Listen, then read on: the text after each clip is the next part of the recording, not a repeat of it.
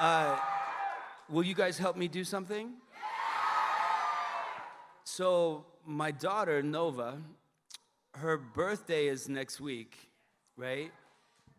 Can we sing happy birthday to her? I love you guys, thank you. Are you ready? Her name's Nova. Ready? Happy birthday to you. Happy birthday to you. Welcome to the main stage here at the Javits Center, home of New York Comic Con. This very space is where all of the magic happens all weekend long. We are bringing you so many great panels and videos, some of them hosted by me, your video producer and host Ashley Victoria Robinson, and some of them hosted by a slew of amazing talent. If you want to be able to make sure that even though you're not with us or you're catching up at home, you see everything that happened this year in 2025, head over to thepopverse.com. We've got memberships, we've got so much access to all the coolest stuff. In the meantime, sit back and enjoy your feature panel presentation. I love you too. Yes. Unfortunately, Melissa McBride could not join us tonight, but she sends her love. She sends her love, and she thanks you all for your continued support. Woo. All right, let's jump in. Hello. Hi. David, let's start with you. All right, Tina. How did you decide what areas within Spain to shoot this show? So we were super psyched once we were done in France to move the show to Spain, and we had a bunch of ideas of places that we thought would be cool to put Daryl and Carol's characters into and to put some walkers in as well. And we kind of studied the history of Spain and the culture of Spain. And plus, we had great location people who took us around and showed us places, and that allowed us to like come up with story ideas off of the real locations. And so that was super cool. And like the episode that just aired, which we're really proud of, they took us to see Belchite, which is that town where the lepers live, the leper colony. And we were like, dude, this is awesome. We have to do something here. And the story kind of evolved partially out of that being taken to that place and saying, this is just a cool environment to set a story in. Yeah, hell yeah. Hey, Norman. Hey. Hello. So Daryl and Carol have come a long way. Have what? You've come a long way, you and Carol. Yeah. Ultimate survivors. I thought you said Daryl and Carol have gotten it on. That's what I thought. Right? That's what I thought she said. Yeah, I was not like, yet. did I miss that scene? When Yeah. did that happen?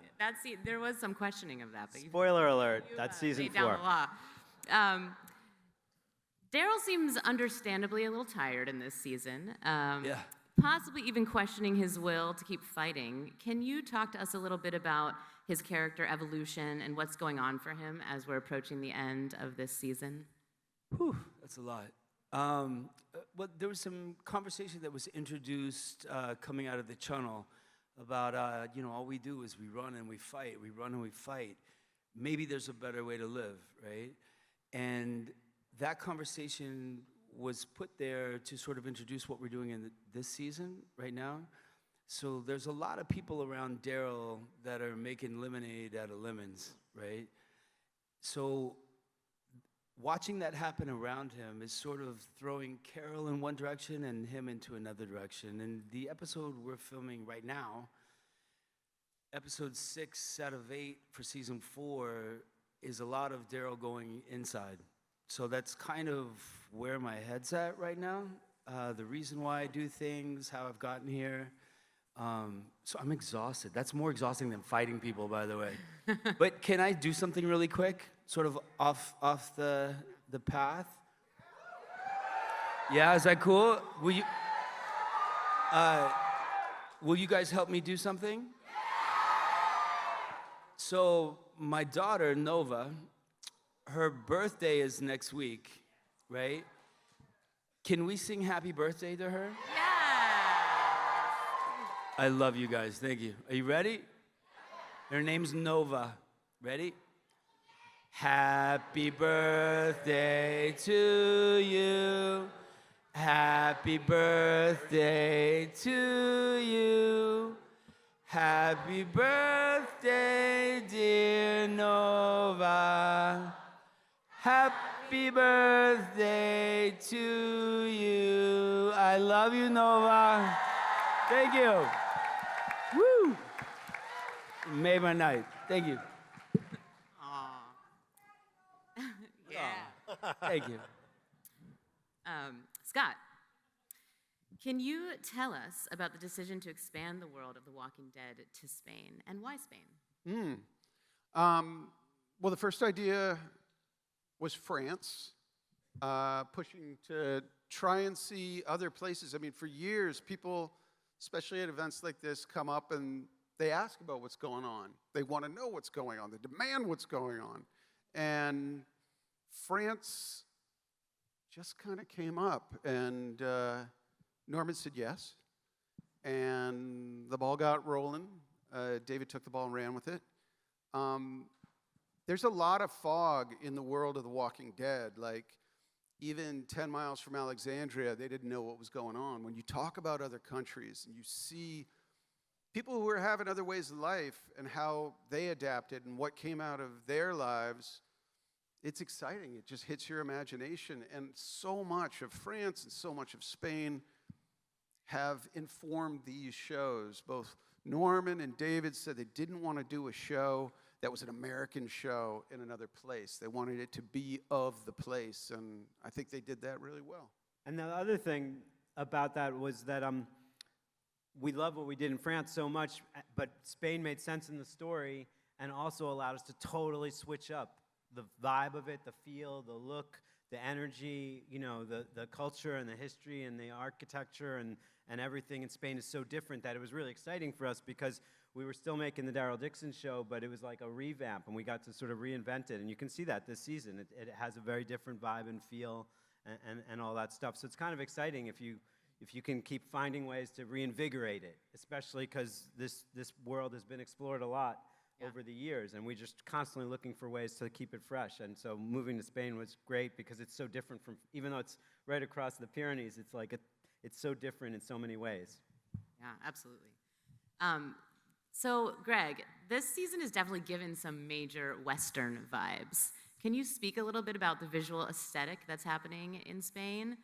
Well, you know, like everybody was saying, it definitely was a different world for us. You know, I was always intrigued by the research that David and Jason and the writers did to sort of determine how they wanted their story to evolve and populate the Spanish countryside. You know, when we were shooting at the main town, Solaz de Mer, in Spain, it was in Sepulveda, was where we shot Sepulveda is the real name, yeah. Was the real name. About 40 minutes north of that was the location where they shot the cemetery from Good and the Bad and the Ugly. Wow. Sad Hill Cemetery. So I, of course, snuck away one day and went up there. I might have scratched my name in one of the tombstones that these poor people crowdfunded. My name's on it now.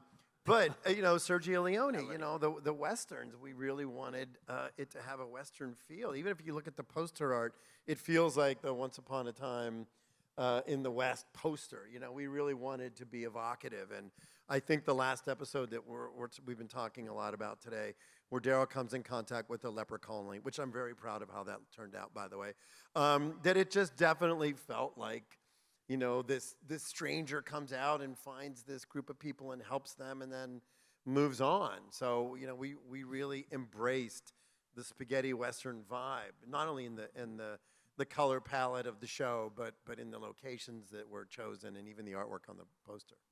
Walker's pulling the train was so awesome. Well, it's funny because everybody was worried about it. We talked about that. Yeah. I was not worried about it, but of course in my mind, I was I'm very like, worried. I'm like, I was worried. We could do 100 or 2 walkers, no problem. But I didn't think about like, how the fuck do we pull the train? Yeah. That has to be pulled. There's all those little elements. Of course, I was just worrying about Finding the right walker. piece of track for this antique train to go down and Yeah. put a bunch, and you know, putting a bunch of stunt guys and extras in a precarious situation. I was supposed to be the guy playing the guitar on the horse at one point. Oh, yeah. And then I threw my back out because they're like, Greg, you should be leading the zombies. Who else? Who better than you? And unfortunately, I couldn't do it. But Awesome. Hey, you guys, do you want to see a sneak peek of the finale? Yes. Yeah. Yes. We have a You wanna see it? special little preview of episode 7 of this season. Let's Roll it. So good. So David, Daryl and Carol, they have a very long relationship. They know each other so well. How do you approach writing for characters like this who have such a long-standing history? Yeah, I mean, it's an incredible privilege to be able to write for characters and actors who have so much history, have so much going on already. It's sort of like a great head start.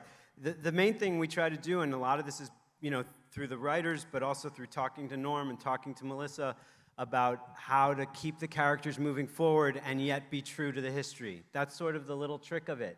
Is like we can't make it seem like all of a sudden they're evolving into different people, and yet at the same time we want to feel like the story is moving forward for each of them, separately and together. So we just, we spend a lot of time just sort of exploring how to do that in consultation with the actors. In Norm's case, you see it in season 3, and this gets even bigger in season 4, actually, is this sort of re-examination of where he's come from, his relationship with Merle, to some extent, in his memories of his childhood and the household that he grew up in, and what that means in terms of his feelings of rootlessness and searching for belonging, so a place to belong. So we try to just dig into the stuff that's already there and build on that in a real way, but also to find ways to sort of project them into new territory. And Melissa, we've done that with Melissa too in different ways. And you see that starting in season 3, and it continues into season 4 too. Yeah. Norman, that episode 5 that we've been talking about, what was it like shooting that sort of time capsule episode? It sort of stands apart from the rest. There's a different community, an ostracized community. There's the train. Was it as hot as it looked in that desert? What was that episode like? Yeah, it was. It's people ask me, like, what do you want to do on the show that you've never done? And it's always, I want to do a Western.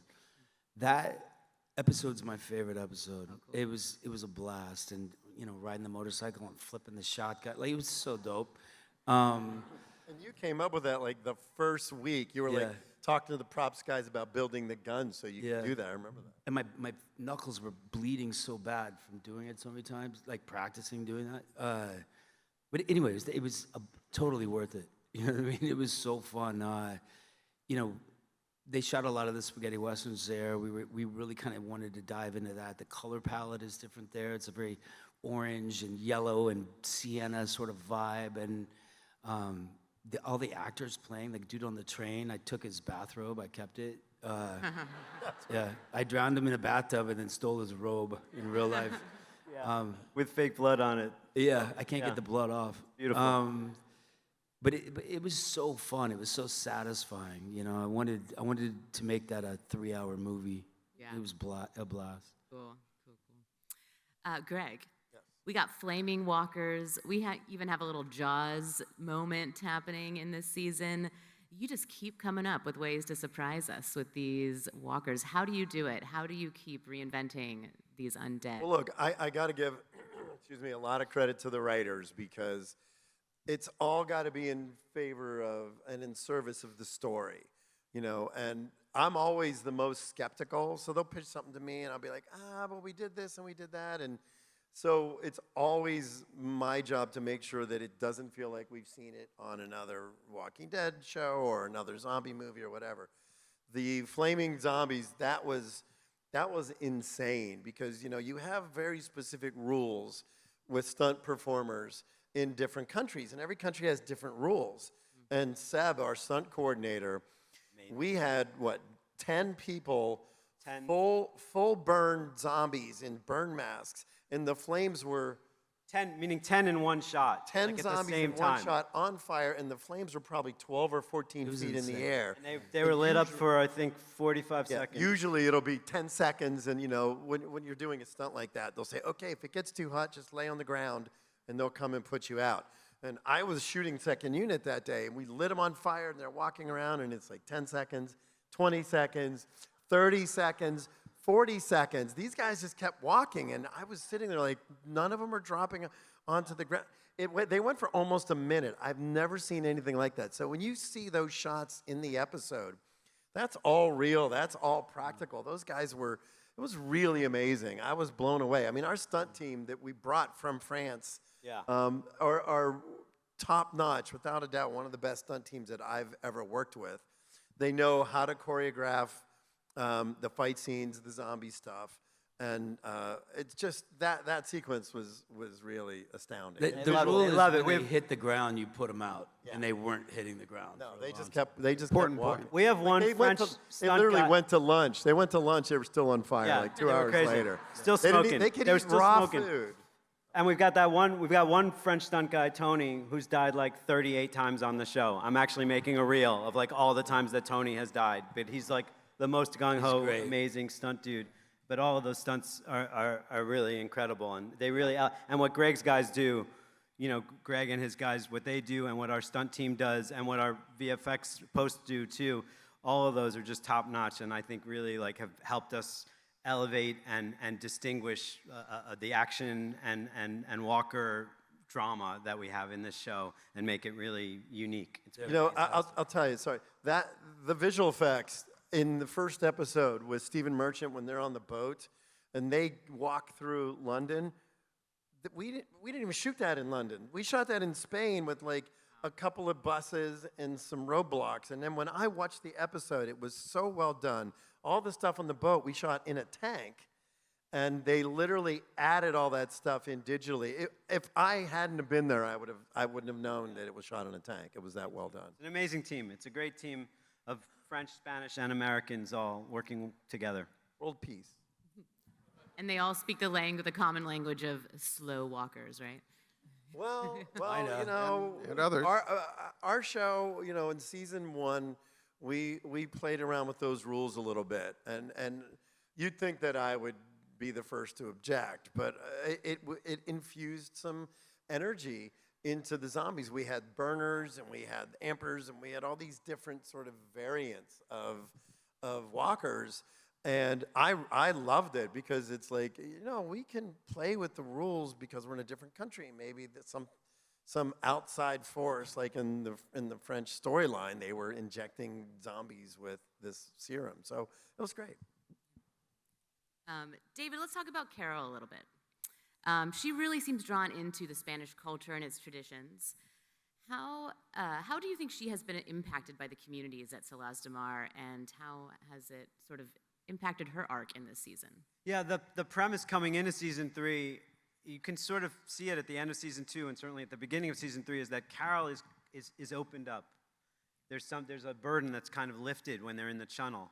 And Daryl, on the other hand, is sort of burdened by what happened in France and not feeling like he fully succeeded there. So as a result of that, coming into Spain, Carol has this sort of beautiful lightness, this beautiful openness that was you know, totally designed with Melissa in terms of how the storyline plays out. And as a result of that, she's very taken by some of the beauty that she sees in Spain, including specifically this love story that she's witnessed to, and that just touches her. And as a result of that, the sort of world that they enter into is very moving and compelling to her. Daryl's more resistant to it. Daryl wants to stay more on track for what they've set out to try to do, which is get back home. And so a lot of the initial, and you've seen it in the episodes that have aired, a lot of the initial conflict between them is sort of on that topic.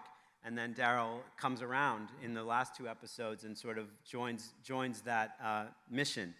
But I think you see her being affected by that, and specifically being affected by this dynamic she has with Antonio, who is a person who has been through a similar kind of trauma as her own in the loss that he suffered, and his inability to fully recover from it after, you know, 12, 13, 14 years. And so there's a simpatico between them that's developed and drawn them closer to each other.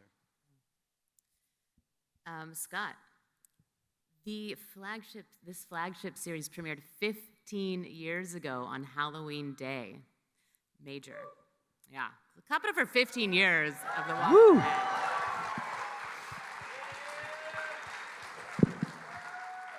When you started your journey with The Walking Dead, did you ever envision the characters here where they are today? I started, maybe actually it was a day or 2 off that night on TiVo. I don't know if anybody remembers TiVo. Yeah, with those great noises. I was a fan, and I knew that Robert Kirkman had pitched the Walking Dead comic book as the zombie movie that never ended. And so both with the comic book and the show, I was pretty excited about that. Yeah. Like, oh, this is going to go on and on and on. And I expected that. And so the comic book is over, which I'm bummed about. And if that spoiled anybody, I'm sorry. I think our job is to keep that idea that Robert had going. And it's all one story. There are big differences between these series. They have their own voices, their own vibes, but it's all one story. And I would have expected it to keep going. I'm really thrilled that it's still going. Oh, yeah. Awesome. Yeah. Oh. Greg, in addition to working on the show, you're also working on something to celebrate this anniversary. Can you tell us about the exciting auction coming up? Yeah, it's really interesting. So look, I'm a collector myself. I have some cool like things, Jaws props, and whatever stuff that meant a lot to me when I was younger. So Heritage Auction is doing an auction where they've gotten a lot of the costumes and props and weapons and things like that. Thank you. Out of storage, because it was probably just going to get covered in mold in Georgia, so it's sort of been rescued. And people are going to have an opportunity to own a piece of the Walking Dead universe. I looked at the catalog. It's 600 pages of everything you can imagine. And to me, the coolest thing about it was it's chronological. So you open it up, and page 1 is the little girl from the gas station and her teddy bear and her bunny slippers. And as I'm looking at the catalog, I just keep remembering, oh, I remember that day, I remember that day. And so it's really, for me, it was really an interesting experience to go through that. So anyway, the auction is Halloween, so it'll be the 15th anniversary, Halloween weekend. And you should check out the catalog because it's pretty awesome. There's a QR code someplace around here. But it's kind of cool. Wait, and it will have full trick-or-treat rules. Full what? Full trick-or-treat rules, right? I don't know. I'll talk to you guys about it later. Explain that to me. Awesome. So cool. Are you all going to be tuning into this auction? Yeah. Back to you, Norman. Let's go back to playing Daryl for so long, and now you're also an EP on the show. Has your creative process shifted at all over the years? Like when you're thinking about Daryl, now that you've been in it for so long, and now that you're creatively involved on the other side of things, how does it change your process? Ooh, it's changed a ton. I mean, when I first started, the first scene was when they handcuffed my brother to the roof, and I didn't know how I was going to play that character at all. But that cast had already been doing publicity together. There's always sort of clicks on set, and I turned around and I saw a bunch of actors looking at me like, "What are you going to do, new guy?"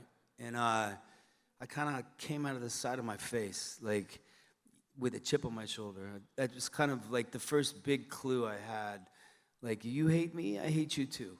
You know what I mean? And I kind of played it like that. And how it changed throughout the years is I slowly started to square up to people. I would look them in the face now. And then that changed the projection of my character. As far as like my life, I don't know, I wasn't really sure I wanted to be an actor while I was being an actor before I started the show. I was doing lots of indie movies mostly. I miss indie movies, to be honest.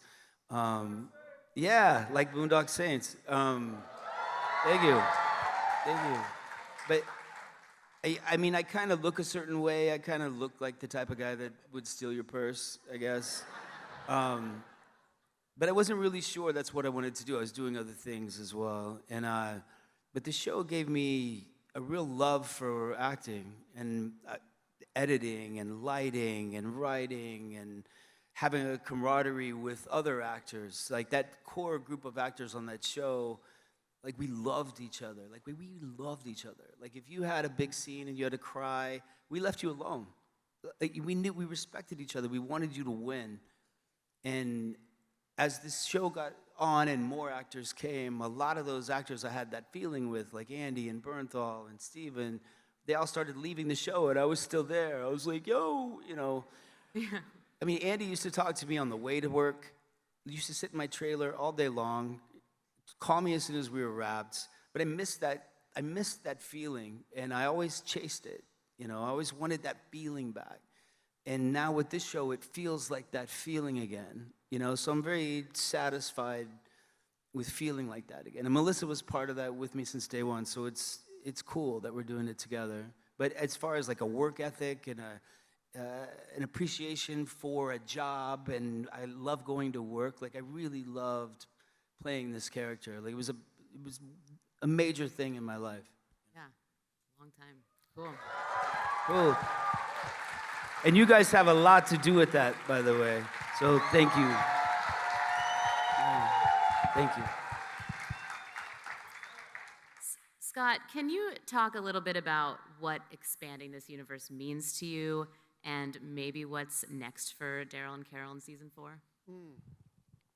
I mean, I'm primarily a fan. And so to see these characters go on and do different things, to see how distinct the shows are from one another, and to see them grow, it's the dream. I mean, I love watching The Walking Dead still. Season 4. I like talking about season 3 so much more than season 4 because I don't want to get ahead of things. Season 3 is pressurized right now. We just had an amazing episode. And the next run till the end, or the episode's run to the end, is one of those incredible Walking Dead runs where things get bigger and deeper and more emotional and crazier. And that leads to season 4, which is its own beast. And in some ways, it's crazier. And it really does build to an incredible conclusion for these characters. It really goes somewhere, taking the journey that was before, those 12 years of The Walking Dead, and it builds upon them. These people are changed by what they experienced, and yet they're able to rectify some stuff from the past. It's really incredible stuff. But this next run of episodes in season 3, I cannot impress upon you enough. It's one of those great runs of Walking Dead. Can't wait. Hey, Greg, you are the legend of special effects. Can you tell us about Guts and Glory a little bit?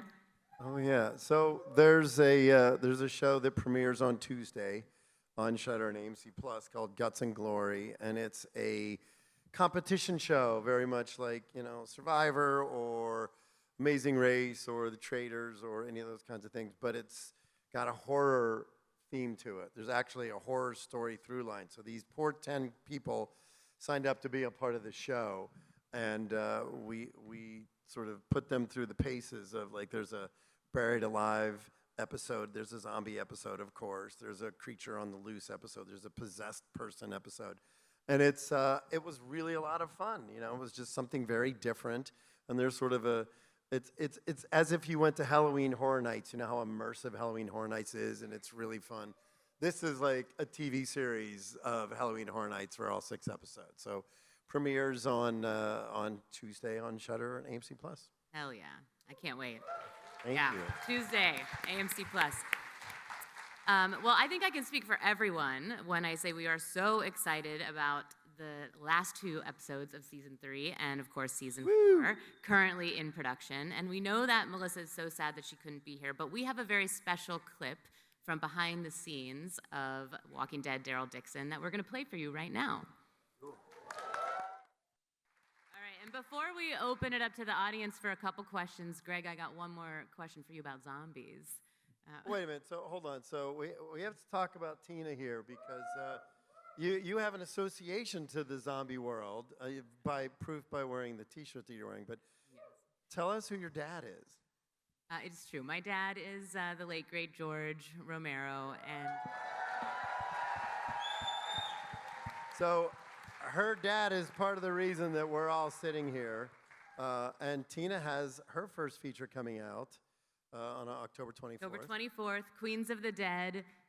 Slightly different vibe from The Walking Dead, but please check it out. It is a glam gore zom-com. A zombie apocalypse comes to Brooklyn, and we find ourselves in a drag bar in Bushwick. It's a good time. It's a fun ride, and October 24th in theaters, and December on show. So we have some time for audience questions. So come to the mic. Yeah, there's Come to the mic. microphones down here. There it is, right over here. Go ahead. What was your favorite season to film? And after the panel, would you be able to sign this for me? Is that to me? What's my favorite season ever? Yeah. Oof, probably the one I'm doing right now. It's 'cause it's weird, super weird. And yes, I'll totally sign that. Yeah, absolutely. Okay, over here. It's so bright up here. It's crazy. Hello. Hi. My name's Edwin from Connecticut, and thank you for all your work on the show. Absolutely love Why it. do you have a British accent then if you're from Connecticut? Originally from England, but See? been here too long now. I was very excited when you went to England, and then you went to Spain. So I would have liked to have seen more in England. So my question is, are we going to do Daryl and Carol's European tour, or will you eventually make it back to the US? We can't tell you that. Not even a hint? No, absolutely not. Thanks very much. Thank you. Wait, what town do you live in again? What town? Yeah. That's where they end up, Connecticut. There you go. They're going to be in your backyard. And I do want to say I'm sorry for what we did to England on the show. I do apologize for that. It was not pretty. How's it going? Hey, hello. Hey. First off, I lost my phone. Samsung Galaxy, if anybody has it. Yeah. Thank you. Second off, Norman, you have acted in Death Stranding, right? Yeah. Excellent. Thank you. Excellent. But She's got your phone right here. Look at her. yeah. She's got it. Okay. But you did The Walking Dead first. So I want to know how Norman Reedus, how you took stuff from his character and implemented it into acting in that game. You know that I met Hideo through Guillermo del Toro, who gave me my first acting job. Yeah, he's great. But Guillermo called me and said, "There's a guy named Hideo that's going to call you. Just say yes." Okay. And I said, "Why?" And he goes, "Norman, don't be an asshole. Just say yes." And then I met him, and I knew why. He's told me to say yes. But Hideo wanted me to be me in that game. Oh. The more me, the better. So in between scenes, I'd yawn and stretch, and he'd go, do it again on camera. Like every single thing I did, because he thought that you're in the dark, you're playing this game, the more you could relate to Norman, the more, and he might as well have called it Norman, the character, but because it was super me, and that's what he wanted. So, but I'd be in France filming, till Friday, late Friday night, early Saturday morning, fly to San Diego or Los Angeles or wherever we'd do the game, because we did it in multiple places. Wake up, go straight into that suit, all those dots, that helmet on my head, and I was so tired, and then he's like, "Look up, a whale." And I'm like, "What? What are you talking about?" You know what I mean? So it was kind of a learning curve for me, but yeah, it was fun, and All right. Guillermo was right. Yeah. That's awesome. Thank you, guys. Yeah, of course. Anybody find his phone? Oh, we got it. You got it? You got your phone? Right on. All right. You're my hero. Woo! That's awesome. Y'all are going to be so upset with me, but I am so sorry. This question is for Norman and anyone here who is a parent. My daughter, like Norman's daughter, Nova, also has a birthday next weekend. And she sent me here to Comic-Con. She'll turn 11. And she wanted something very specific from Comic-Con. So I know it's not specific to The Walking Dead, but I was wondering if you all would be willing to also sing her a very happy birthday. Absolutely. What's her name? Absolutely. Her name is Sarah. Sarah? All right. And 1, 2, 3. Happy birthday to you. Happy birthday to you. Happy birthday, dear Sarah. Happy birthday to you. Woo. Thank you all so much, and thank you for giving us an outlet to escape. Thank you. You're awesome. Love you too. Hi.